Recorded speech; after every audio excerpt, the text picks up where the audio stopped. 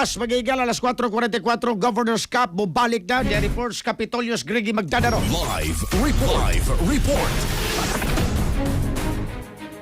Yes, ikatag ng matagaan usab og higayunan ang mga batan-ong mahiligon sa basketball loko probinsya Sugbo nga mopakita sa ilang talento sa mas bagang sumasaksi nunod sa pagpahigayon sa probinsya Sugbo sa Governor's Cup Under 18 Basketball Tournament. Human sa unong katuig nga pagkahunong si Governor Pamela Pambari 4 nangulo sa opisyal nga relaunching sa maong torneo kagahapon Hulyo 23 tuig 2026. Giubanan si Bari 4 nila ni Cebu Provincial Sports Commission kon CPEC Chairperson Dr. Roel James Dihano, Commissioner Francis Chad Salimbangon ug Mark Inok, Executive Director Engineer Rodrigo Tansa Jr., Consultant Dr. Janos Vizcaino Jr. ug mga technical group member nga sila si Ayan Gakrama.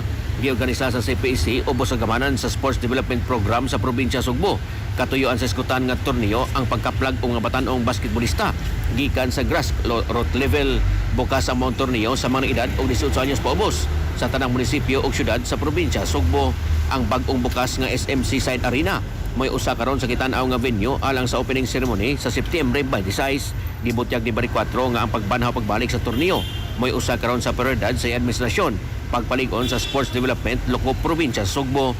Ang katapusang higayon nga ang probinsya Sugbo nagpahigayon sa mong torneo niadto pang tuig 2019 ubos sa administrasyon ni Gobernador Hilario Junjun Davide III.